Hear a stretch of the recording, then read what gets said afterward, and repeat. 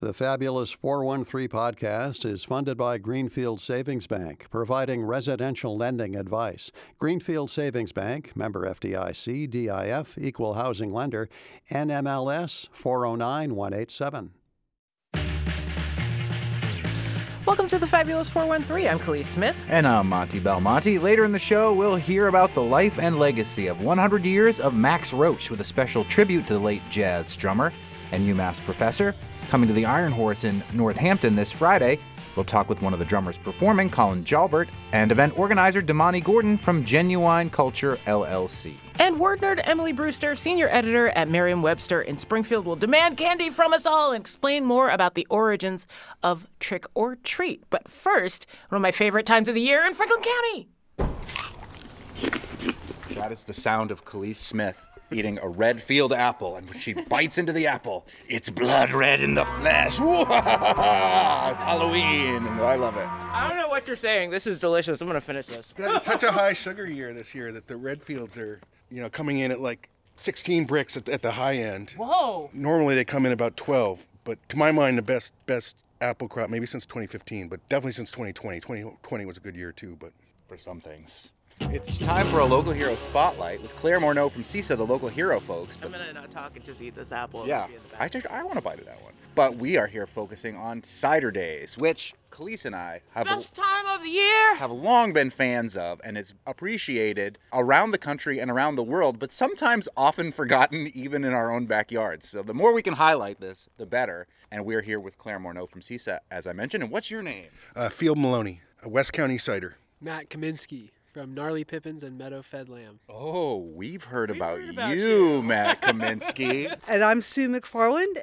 I'm the event coordinator for the tastings at the mill at Shelburne Falls and a longtime volunteer coordinator for Cider Days. How long have you been volunteering for Cider Days, Sue? At least 10 years now. Longer than that, I feel like. 'Cause Well- I did it for a long time. Yeah, okay, so let's 11 years. But that's the neat thing about Cider Days. It's always been all volunteer, and most of the events are free, which is kind of special. Field, we talked last week on the show with the folks from Provisions while we tasted some of your delicious West County ciders about a little bit about your family history, about your dad, Terry, about your mom, Judith, who's still involved, right? Yep. But tell us about the first Cider Days. How long ago did it happen? And a little bit of the history of Cider Days.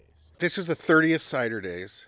Congratulations. Yeah, and it's the 40th year of West County cider, so it's two anniversaries in one. Mm-hmm. When we started, there were no there had been cider houses pre-Prohibition. And I hear they ruled. They ruled. Cider House Stop it. rules. Good night, you princes of Maine, you kings of New England. They ruled, but it was true. It was true. I've been digging into some local cider history, and there's a big cider mill now. It closed in the 50s. It started in 1860. It was called W.W. Carey and Sons. So they started in the Civil War, and the old mill still exists. It's now someone's house, but they've kept a lot of the presses and stuff. And they were making in 1915 600,000 gallons of juice a year. Pre-Prohibition, there was no hard and sweet cider. There was just cider. And basically, because you didn't really have refrigeration, you'd press the cider, and then when you're pressing, you'd have some sweet juice for everyone to drink, but there was no refrigeration and no preservatives. So very quickly, it was going to become either hard cider or vinegar. Because all of your fruit wants to become alcohol. Yes. Just let it be who it wants to be. Yes. So if 600,000 gallons were being pressed in Coleraine in 1915, that means there was a lot of hard cider being drunk. A friend of mine grew up in a cider mill right in the Greenfield Meadows, just right down the road here, right by like the Greenfield swimming pool. And so he still has their old press. They, at their biggest, this is again around Prohibition. Prohibition cider pressing really got big because people needed some cider, some booze to drink. And he said they were pressing that his grandfather had told him 5,000 gallons a week, which is a lot. Yeah. He said they've been pressing in cider since 1813. A lot of old apple presses were by the river because pre-electricity. But his wasn't by the river, so they had a horse that was powering the press, like literally horsepower. You taste that one, it's got a little bit of a note of horse blanket. You know why? I mean, To get that much juice, was it all their apples, or were they getting apples from basically everybody around who was growing cider apples? There was a lot of cider apples throughout the 1800s into the 40s and 50s, especially out here in the country. Everyone had a couple apple trees in their backyard. Before the Civil War, hard cider was the main drink of New England, that and rum. And then in the Civil War, you had more urbanization, and a lot of German immigrants came to settle and work in the cities and brought brewing. And then so beer sort of signal of the movement from the United States being more agrarian to being a more, an industrial economy. Hard cider was a very important part of our culture, and especially the culture around here. For example, 4,000 acres in Coleraine were in apples. No longer, but definitely the apple tradition is still very strong. Where we are is particular in terms of apple country, partly because of our hillsides. Like a lot of the apple orchards were on hillsides, and that allows the frost to go down the hillside. And we get particularly flavorful apples here. Compared to Washington State, we get sort of tartar and more intense flavors. George Washington wrote in his journals that he tasted some Massachusetts cider and thought it was amazing. And we are at West County Cider's tasting room, which is right across the street from Apex Orchards in Shelburne, which is one of the most glorious vistas anywhere in the valley. And that's Field Maloney from the legendary Maloney family, who put cider on the map in the 20th century, based out of here and largely through cider days. I'm going to make you take a bite of this, because if you don't, you're not getting any of this apple. So this is the Redfield apple with the red flesh that we're going to taste, which is an apple you can have as cider form from West County. Yeah, a lot more tannic, a lot less sweet than a McIntosh or a Maccoon or whatever, but now Field's got the knife out and he's cutting up a quince. Oh, goodness. Woo! Yeah! Clear catches the quince slice. The quince is very intense, but it's very flavorful. And so we put one bin of quince in with 4 bins of Cortland apples last few harvests, and it makes something very special. The quince tree used to actually be quite common here. One of the things about quince is it has a huge amount of pectins, as well as its very unique quincy flavor, which I can't describe other than being quincy.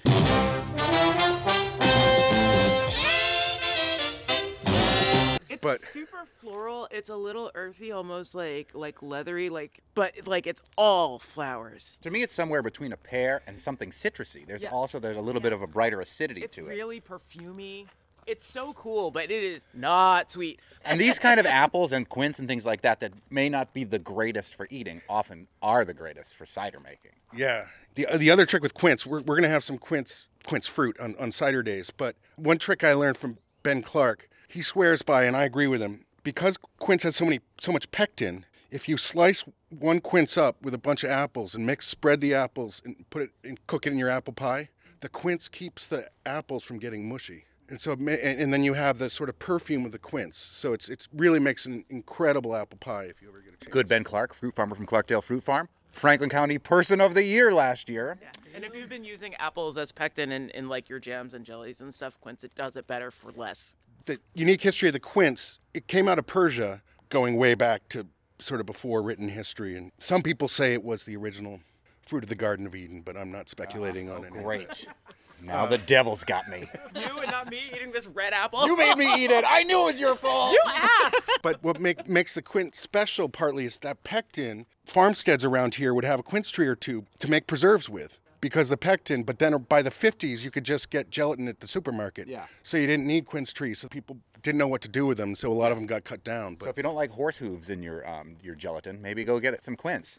Matt Kaminsky, the gnarly Pippin, which is the coolest name, and you're like the mystical figure that we've been mentioning a couple times in other segments, but haven't had the opportunity to talk to. Apple breed whisperer. Yeah, you're on the younger end of the apple orchard spectrum. Tell us what you do and what your kind of overall mission is with the gnarly Pippin. Yeah, I'm a newcomer as an organizer within Cider Days. Really grateful to be a part of the organization now because it was so inspiring to me when I was getting into cider and apples at the beginning of my orchard journey. But my fascination started with wild apples. I was studying apples and pomology at Hampshire College and taking classes within the 5 colleges to get schooled on fruit growing and organic growing systems. And then I found an entrance to a rabbit hole that was unfathomably deep when I learned that, apples have this unbelievable variation within their genetics, and that if you find an apple grown from seed rather than grafted or cloned by a human, it's a one-of-a-kind, unique apple, truly unique. There are none others like it. So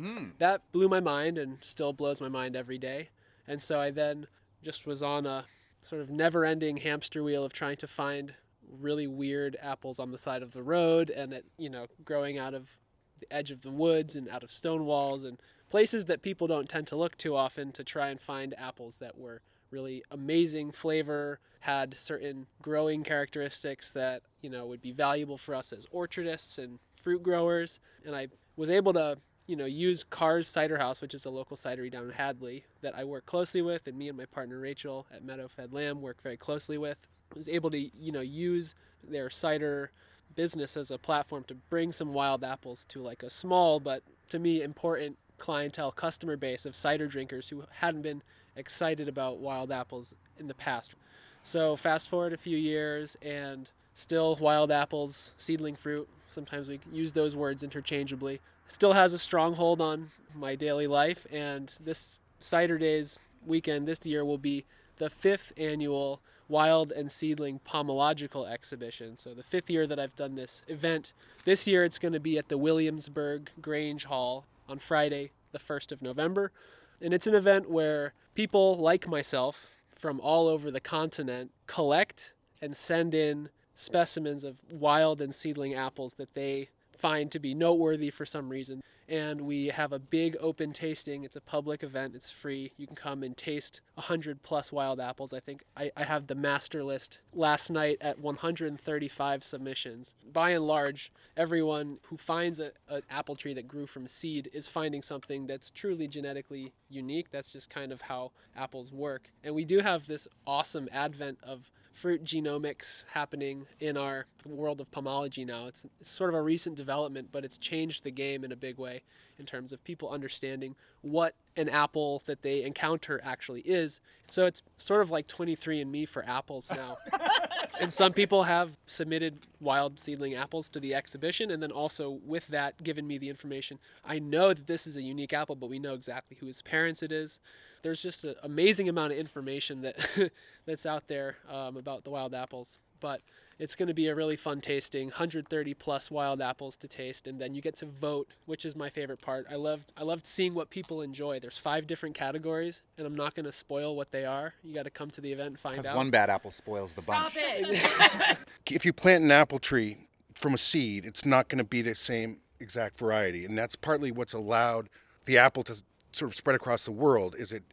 The technical term is heterozygotic, but that tendency to be different has allowed it to adapt or flourish. And so that's what made Johnny Appleseed famous. He didn't believe in grafting. He went west and planted from seed apple trees.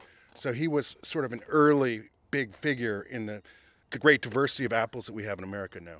Love it. Just like people. Go off and be different from your parent. Speaking of parentage and where the apples come from, Zygotes. I'm Judith Maloney. Judith Maloney is the god. I feel like we should all bow down. We do. You are the godmother, the founding mother of this whole thing that we celebrate so mightily here in Franklin County with West County Cider, with Cider Days. It's the 40th anniversary of West County Cider, the 30th anniversary of Cider Days. No, I have my Stealth Cider Day shirt on Oh, Oh, yeah, sweetie. from 2018. Yes. Yes. Tell us, it's hard to put a legacy like this into words for such a short radio segment, but what are you thinking today about what you've accomplished? Well, when we started in 1984, people would stop by and they'd say, when we were trying to sell the cider, they'd say, well, why aren't you making Chardonnay or a red wine or something? And it's like, excuse me, we live in a zone that likes to grow apples. Mm-hmm. The climate, the land grows apples here.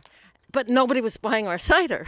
They always thought we should be making wine. So David Shearer at Pine Hill was always interested in, people would stop by and get juice in large amounts quietly because you're only allowed to make 200 gallons. Mm-hmm.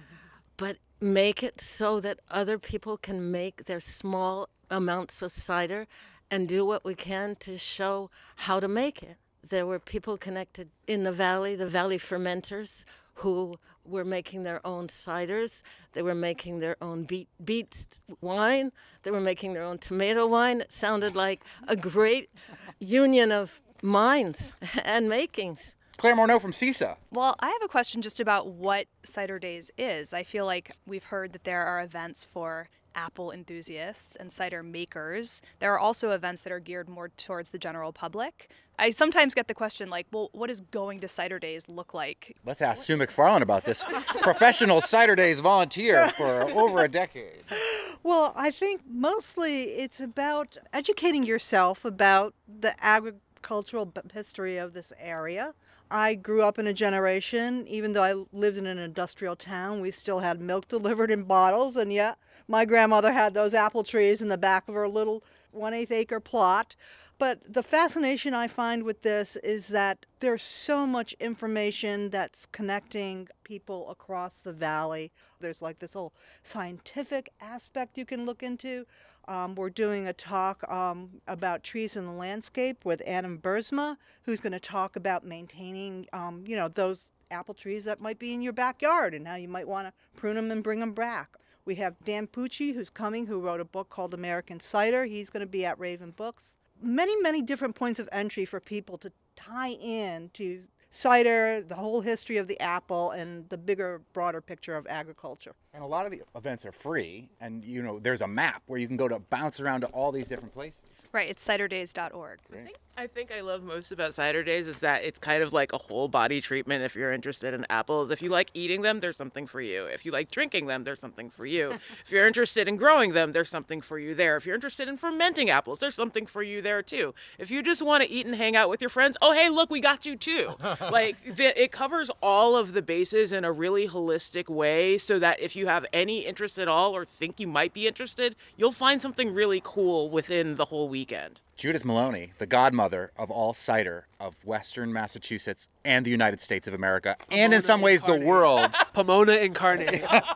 Do you have a favorite cider and or vintage of all of the years of West County from the 40 years of making it that you remember?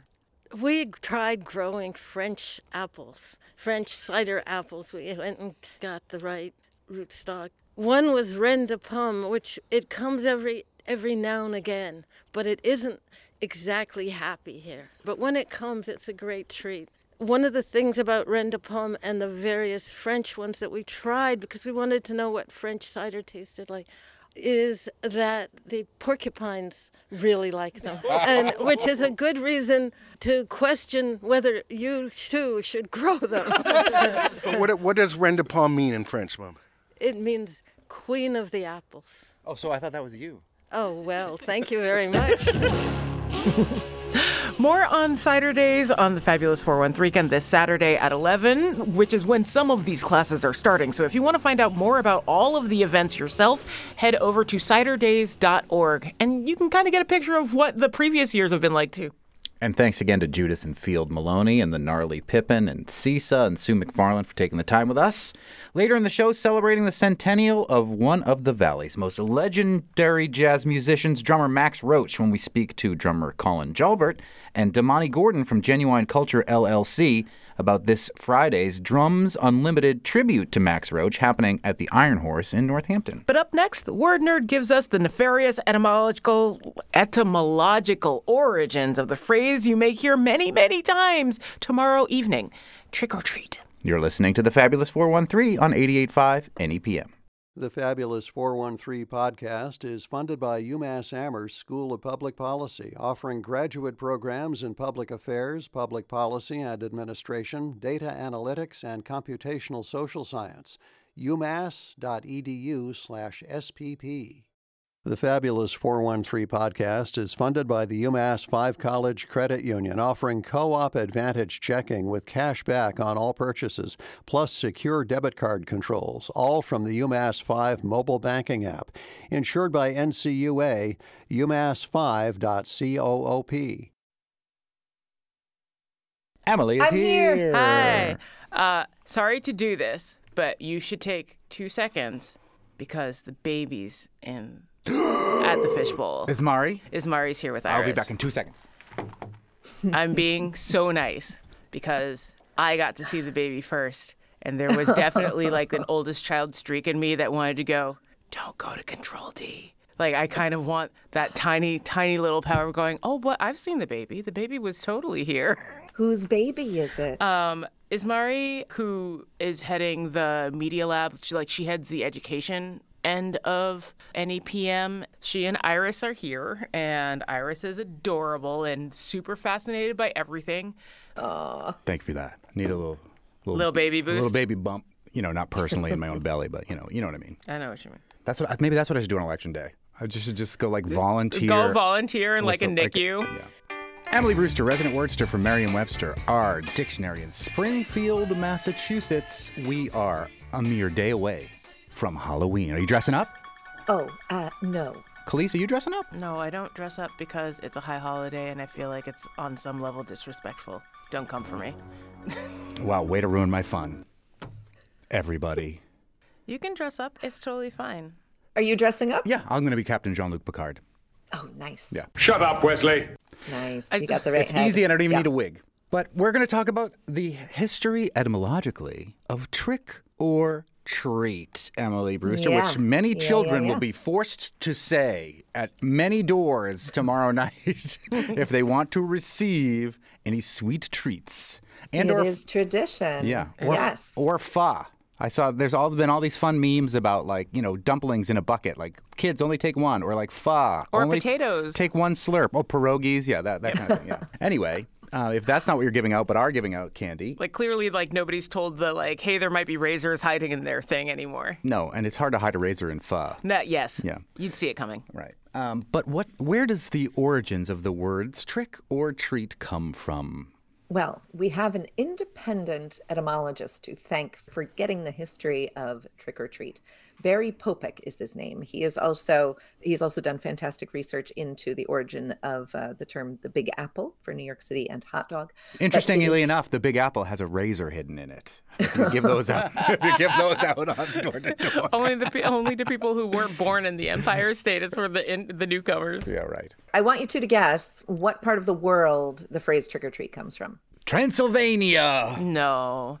I wonder if it's tied to the whole jack-o'-lantern thing, in which case I'm inclined to say British Isles, but it definitely sounds like something Germanic.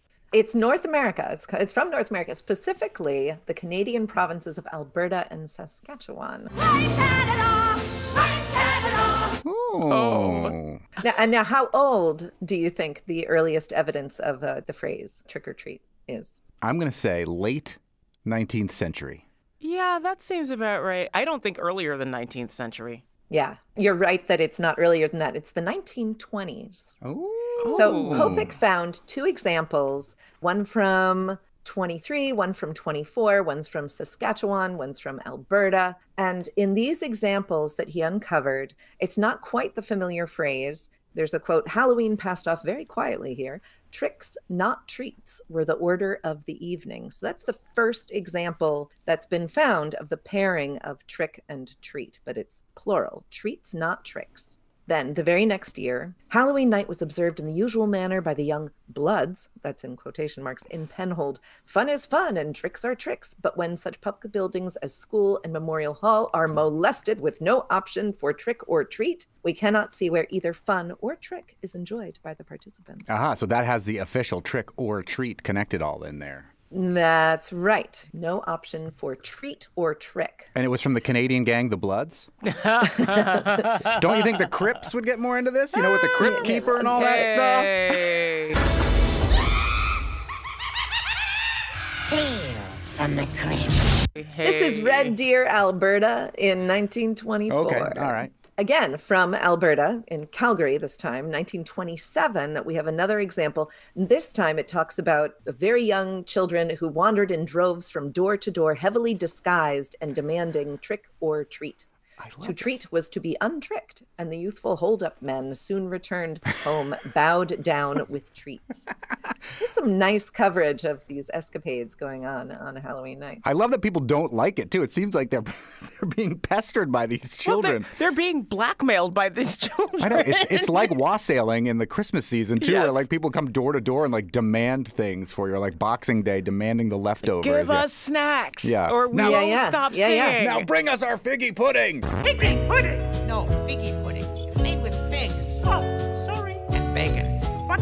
Well, it gets worse. Listen to what happened in Lethbridge, Alberta in 1927. We think of Halloween. the Canadians as such a kind, easygoing people. The Canadians are usually so nice, but they don't like the trick-or-treaters. Okay, what happened in Alberta? Halloween provided an opportunity for real, strenuous fun. No real damage was done except to the temper of some who had to hunt for wagon wheels, gates, wagons, barrels, etc., much of which decorated the front street. It sounds like the kids stole things and then moved them and decorated them. The youthful tormentors were at back door and front demanding edible plunder by the word trick or treat, to which the inmates gladly responded and sent the robbers away rejoicing. Inmates. I love it. It sounds like friend or foe, like the pirates would yell. Friend or foe! Trick or So treat. the very next year, that's 1927. The next year, we finally get to the United States. We get to Michigan. This is the Bay City, Michigan Times. Trick or treats. That's the headline. It talks about peaceful citizens lived in terror of the time each evening when they should be summoned to their front doors to hear the fatal ultimatum, tricks or treats, uttered in a merciless tone by some small child who clutched in one grubby fist a small chunk of soap capable of eliminating the transparency from any number of windows. Wow! So they were threatening with the trick unless they got the treat. I always thought they came equipped with the means in both for cases. inflicting. And I guess it ties into hearing about all of the pranks that people would pull on people's houses at Halloween. Right. But I guess that's a natural evolution of this. I got into a lot of trouble on a Halloween once. So I think it's the shenanigans are inherent in this. Although I always thought that you were asking the person at the door, please give me a trick or a treat. Not, I will threaten you with a trick if you don't give me a treat. Oh, no, I always assumed the latter. Either you give us treats or there will be tricks played upon you. Same, Khalees. Wow. Yes.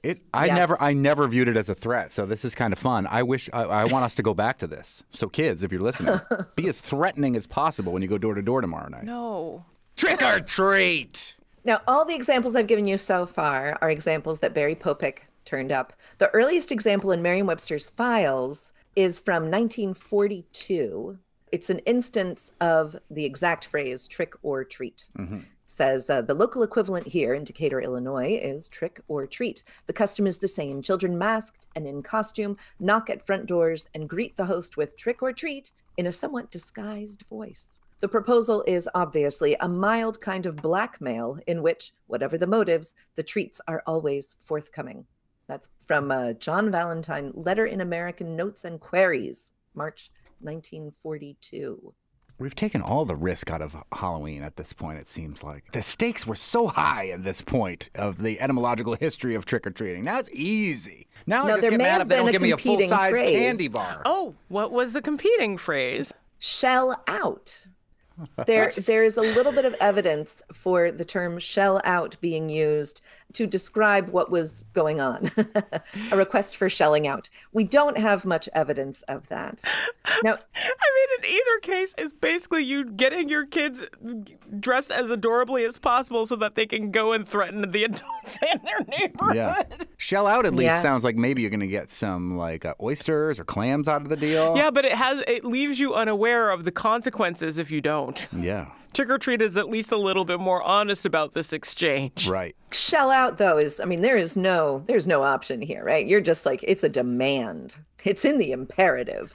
So I feel like it's actually pretty forceful. They were also going door to door with people with anaphylactic allergies to shellfish. That was when they would use that phrase in particular. Or nuts. Shell out. Oh, yeah, nuts too have shells. Right? Yep.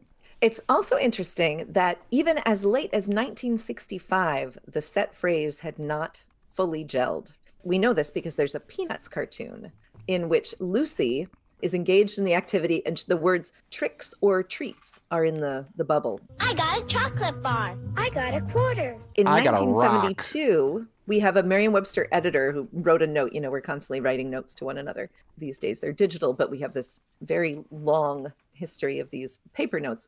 And this editor wrote a note objecting to the definition of trick or treat as the Halloween practice, saying that it should be instead a Halloween practice because the beginning word the makes it sound like a universal practice. But I never heard of it when I was a child in Southern Illinois. So say instead.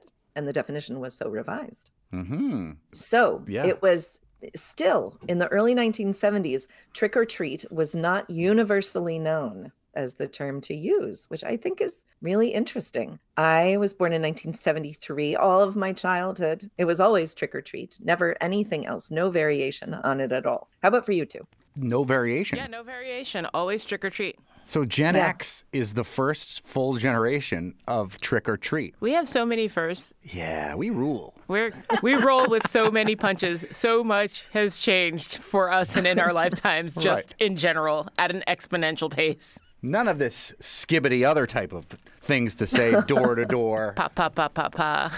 I should ask my dad about this. There's a very funny thing that happened. This is a very personal story. My dad tells about how he was the oldest of 5 kids, never enough of anything, not shoes, not food, not anything, just outside of New York City. And when he was a kid, they went trick-or-treating on Halloween and they had a great time. They got a lot of stuff. And they had such a good time that when Thanksgiving rolled around, they decided to do it again. Wow. Whoa. So they went from house to house Thanksgiving asking. And I don't know how they asked. I don't know if they said trick or treat, but they went, door to door until apparently my grandfather found out what they were doing and dragged them all home. And and that was the end of that. Did they do it in costume both times? I don't know. I'll have to ask my dad for clarification. Because honestly, I feel like this is brilliant. If you were like going around basically trick-or-treating on Thanksgiving to get like a to-go plate from like each house that you stop by, A, I'm sure they would thank you for like taking extra leftovers so they didn't have to get rid of them. And B, you end up with dinner. This seems like a win-win to me. Totally. I know. Everybody's got extras at Thanksgiving. Right? Well, I mean, if you're lucky. Right. And this again goes back to the Christmassy type holiday traditions where Boxing Day again, where there were people like taking the leftovers home. So your dad wasn't far off from a historic standpoint with his family doing that. Just a little off on the schedule. But honestly, I feel like maybe he had the right of it. Yeah, I think so too. Yeah.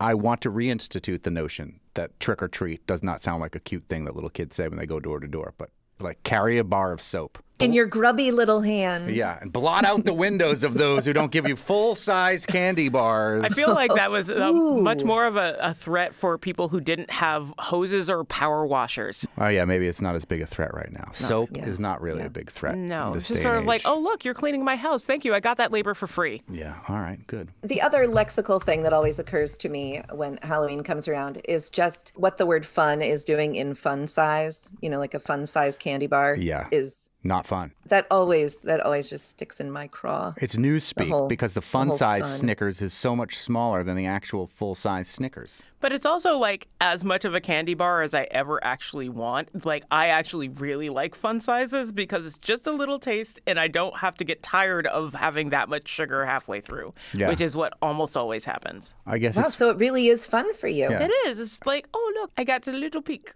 Perfect. It's your definition of fun, I guess. Yeah. But it's not the size that matters. Limited pleasure. It's how you use is it your that definition counts. of fun. Yes, but like also like those fun sizes were not made for adults, so I can understand children being disappointed, even though I think they were also developed to be like for the size of children. Yes. No, I understand fully how they came to be. The name, it's just the name. Yeah, I don't know what I think they should have called them. Smaller Snickers. It doesn't roll off the tongue so well. Snicklets. I love that. But it definitely seems like a shameless corporate power grab to be like, oh, we're going to call them fun size, but we'll probably charge you more for them. Snickerinos. And only Khalees thinks it's more fun this way. Hey, if they're catering to me, that's a power I shouldn't wield. Oh, Halloween. I love it. Do you get a lot of trick-or-treaters at your house, Emily Brewster? I do not. We're on a state highway and up a long driveway. Nobody comes here. That's what you How about you? Wait till you hear my threat. Trick or treat! I was super excited to have candy the first year that I moved into a neighborhood that had a bunch of kids, and no one came. Aw. And so for 2 years, I bought candy and like had candy and made sure that it was like pretty much like allergen free because I'd been living in Northampton and I moved to East Hampton and had giant piles of candy and no one would show up. I would get maybe like 4 trick-or-treaters and I just stopped. Oh, well. Oh. Now you can give them all a lecture when they come to your door about the etymology of trick or treat. Won't that be fun? That's what I'm giving out this year. It's like, hey, only tricks at my house. You thought you were getting candy. No, kids, we're back at school. Well, thanks as always, Emily Brewster. And I'd be interested if you, the listener, especially if you're from a pre-Gen X generation, if you said trick or treat going door to door, or if you went door to door at all with Halloween asking for candy. Maybe it just feels like something that's always existed, but is relatively recent. Yeah, I'm very curious if listeners have a different experience or a different term that they used. Send it our way, thefab413@nepm.org. Thank you, Emily Brewster. Oh, it was a pleasure, Monty. Thank you, Monty and Khalees. Sure. Happy Halloween. Trick or treat. No. Trick or treat. I can't wait till Halloween to find out if it's trick or treat. Otis Redding. More Halloween tomorrow on the show with the man behind New England Myths and Legends, Jeff Belanger. Ghosts and Witches is the new show that will premiere on NEPM TV after Trick or Treating tomorrow night at 9 o'clock. Yes. Up next, taking a look at the legacy of drummer and UMass Amherst professor Max Roach. There's a tribute to the jazz legend on Friday at the Iron Horse. We'll talk with Colin Jalbert, one of the drummers performing, and the event producer, Damani Gordon from Genuine Culture, LLC. You're listening to the Fabulous 413 on 88.5 NEPM. The Fabulous 413 podcast is funded by Northeast Solar, offering solar options, energy security, and solutions for the local community. Learn more at northeast-solar.com. NEPM's podcasts are funded by Armbrook Village Senior Living in Westfield, offering assisted living and compass memory support with evidence-based treatment for those with memory loss. More at armbrookvillage.com.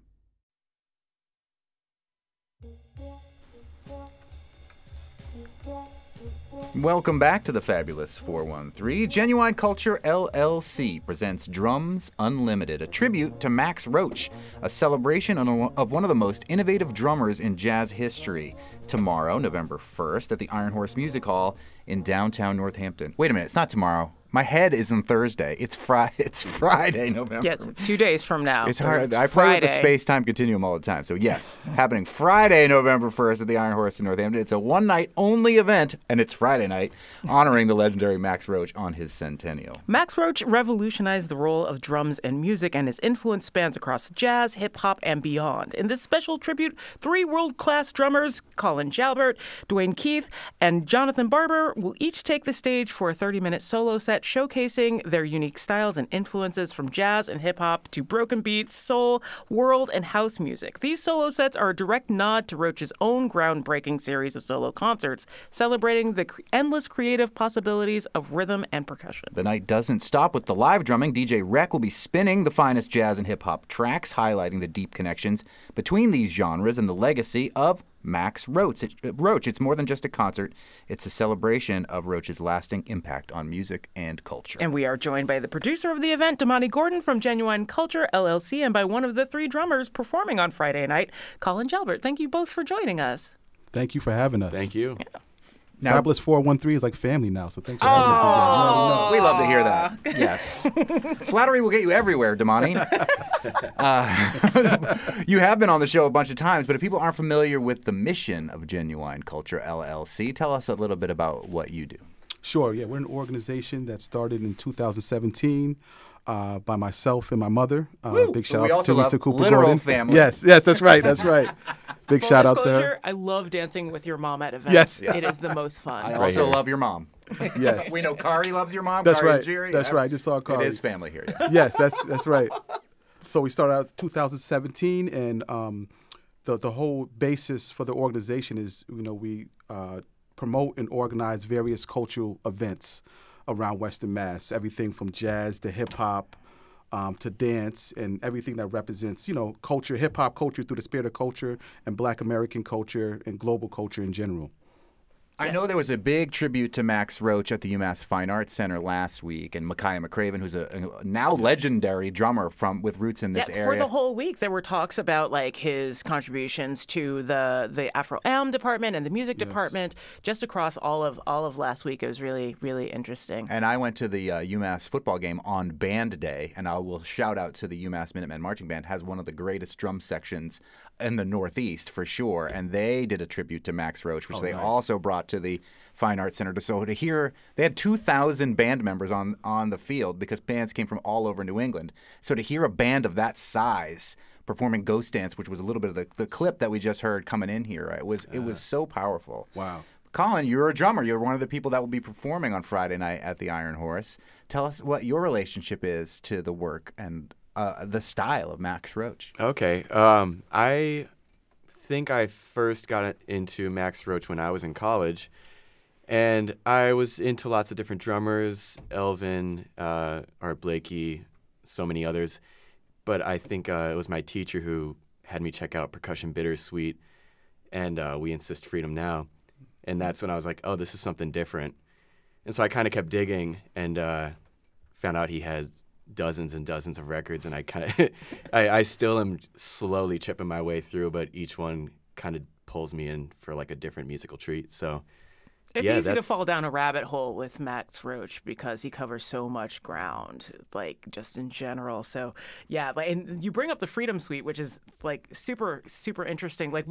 So Tom Rainey, who's a host here on Any PM for Jazz a la Mode and has been for a number of decades. I think 4 exactly, 4 right? decades, yeah, yes. that's we're celebrating. He did an interview the year of my birth, 1979, with Max Roach after he'd only been at UMass for like a few years, and talks with him about developing the jazz department, which had some resistance, shall we say, in its start. But like he was talking about the reissue of that suite in '79. Oh man, wow. Right? So like I'm glad that was one of the first things that you got to encounter. Talk about like that particular piece. Like what did you hear when you were encountering it for the first time? So I think first I saw the cover, and it was like, this is demanding my attention, and like this is gonna tell me something if I give it my ears and my respect. So I just kind of keep revisiting it, and playing aside Abby Lincoln singing, the lyrics, the performance, like the theatrical, really giving it her all of that. And then of course when I found the that like TV performance, I think it's maybe in Germany. Mm-hmm. It's just so heavy, and it's a lot to take in. And I guess like the more I cut in, the more I'm just like, what, you can kind of start to be like, what is that one thing Max played on that like particular moment? But it's it's a lot to really dig into. And another one I think I thoroughly got pulled in was Members Don't Get Weary. Mm-hmm. So I would say that's probably my favorite record too. Nice. Yeah. We're speaking about Max Roach, who would have been 100 years old this past January, who's been celebrated all this year at UMass, where he was a professor. But if Max Roach is a name maybe you heard, and we keep saying jazz legend, some of the names that come up when you talk about Max Roach: Coleman Hawkins, Dizzy Gillespie, Charlie Parker, Miles Davis, Duke Ellington, Thelonious Monk, everybody. Mm-hmm. Essentially like every big name in jazz, and Max Roach's name is up there too. Definitely worthy of a celebration that has been continuing through this. Sonny Rollins. I mean, Mingus, Stan Getz. It goes on and on and on and on. Damani, like I need to now ask you this question after I've given that kind of resume. But what made you a lot of what Genuine Culture LLC does is strictly hip hop. Well, not strictly hip hop based, but hip hop centric. Yes. So what makes you say like, let's do a Max Roach Genuine Culture night? Well, Max is connected to my family. We 79 represent. I did just mention Khalees. So my parents met at UMass, and they had the opportunity to connect with Max Roach as their professor. Yeah. And they got pretty close with him. So I was a little kid running around, not even understanding. It was like Uncle Max to me, that's it. Right. Call me Uncle Max. So it's I grew up on his music, and kind of grew up and somewhat with him, through my parents. So it really full circle moment and hits close to home. So when the centennial came up, it was like it's only right to represent Max Roach, and he represents Western Mass as well. So not to mention his godson is Fab Five Freddy. Yes, that's right. That blew my mind. And talk about the hip hop connection right there. Well, we'll talk a little bit more about the hip hop connection. Maybe we'll take a little break here, and we'll continue this conversation about Max Roach and the Drums Unlimited celebration that'll happen Friday at the Iron Horse with Damani Gordon from Genuine Culture, and one of the drummers who'll be participating, Colin Jalbert. This is the Fabulous 413 on 88.5 NEPM. Hear me,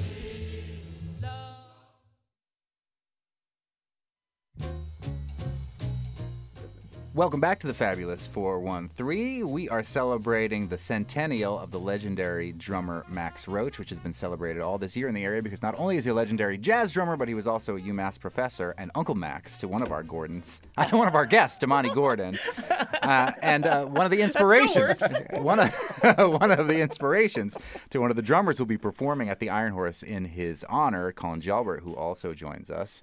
And we mentioned that Max Roach, his godson is Fab Five Freddy, and there's a Who Sampled is a great website where you can go and find all the connections between different musical groups and licks and drum beats and where they have been sampled throughout different acts. And there's a long list of the Max Roach samples and Busta Rhymes and Q-Tip and DJ Food and all these other folks like that. So talk about the hip-hop connection of Max Roach, Damani. Yeah, you just mentioned Q-Tip and Busta Rhymes. I think that's the Ill Vibe remix. Was that the one, Umar remix? Yes, that's correct. Yeah, that's one of my favorite jams anyways.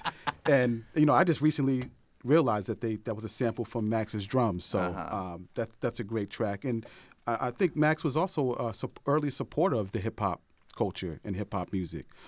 Early on, I know even when people didn't really understand it, he was supportive of it. And like we said, his godson is Fab Five Freddy, so I'm sure learned a lot from that end. Just so that's that connection Performed alone. live with him. Exactly. Yeah, right. That's right, Khalees. Performed live. Exactly. And you, Colin, you are also connected to hip hop as well. So you've played with a bunch of folks that we've had by this show, Brian Hummel and people like that. We played with members of Wu-Tang, right? Yeah. So talk about how Max Roach's style influences you, maybe when you're playing in that setting as opposed to what might be a traditional jazz setting. Well, yeah, I guess I love the role of drums as a supporting role, where you're there to support the song and build the band up. But Max was kind of the first time I remember seeing like a lead drummer, who was the leading role while also keeping it musical, and it was all about the sense of melody behind it. So, kind of with all that, I'm kind of doing my show will be a mix of sampling and just giving my own nod to hip hop and love of sampled music and Max. So, hopefully, it kind of puts the thread between things. Well, like doubly a nod too, because like Max Roach, I believe, is also influential on having solo drummers being like front and center, like bringing the drums like to the forefront and like showing people how melodic percussion really can be when it's not like necessarily marimbas, when it is just the kit, like how much tone, how much like influence, like, and just like dynamics you can have within a drum kit itself. So I answered my own question, and I'll give this to Monty now. No, that's it. One of the things about Max Roach that I was reading about is that he used to use the traditional jazz grip and then switched to matched grip. Which people may recognize. They may see somebody playing the drums and say, "Oh, that looks like a jazz drummer." It's because they're holding one like chopsticks and one just like a magic wand. I don't know. I'm making this up as we go. Instead, he switched to two magic wands, which they call matched grip, which I'm now going to call magic grip. You know it. How do you hold your sticks, Colin? I always played matched grip, and two magic wands. Two magic wands exclusively, because I was just like, this is how it felt right. That's how I do it. And then probably several years ago, I started tiptoeing into trying some more traditional grip. And I'm nowhere like near as capable, but I think that's kind of why I love it. It kind of curbs me, and it makes me have to maybe reach outside the normal bag of tricks. And it goes, hey, you can't pull that off with this, so you better like mean what you're gonna play. So I think I like it because it sort of, derails my autopilot brain, if you will. Along those lines, so you play traditional kit and electronic drums. Like, Max Roach was truly an innovator in like drums and the style of playing. Like, how does his style influence what you do electronically? So I love the trap kit, like that kind of bebop kit. So I incorporate electronics, but I'm kind of nerdy about not letting it get too far away from the lineage of like the drum kit of like the 50s and 60s, just because aesthetically it makes me pretty stoked. So I don't I don't want to get so like in the matrix that I'm just like I got the little glasses on and I'm doing my thing. I like some vintage. It keeps me connected to what was before. Right on. Yeah. Well, it should be a great night. It's going to be 3 drummers that are coming Friday night to the Iron Horse. Drums Unlimited, presented by Genuine Culture, LLC. I'll also say, shameless plug, check out the Tom Rainey interview from 1979. You can hear Max Roach talk about his grip and things like that, nerd out about and this. talk about like working with Charlie Parker and Booker Little and a whole bunch of other folks. Yeah, and if you Google Max Roach or search on Max Roach interview on NEPM's website, you should find it relatively easily. Colin Jalbert, who'll be performing on Friday night.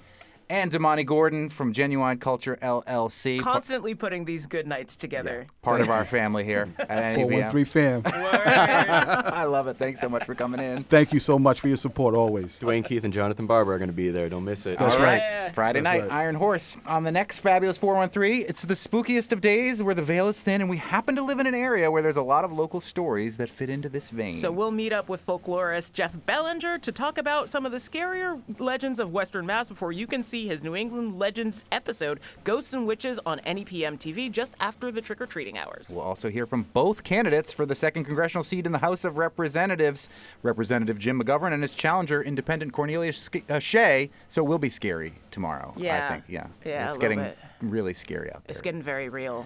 I'm Monty Belmonte. I'm Kalia Smith. Eat more candy to combat your anxiety.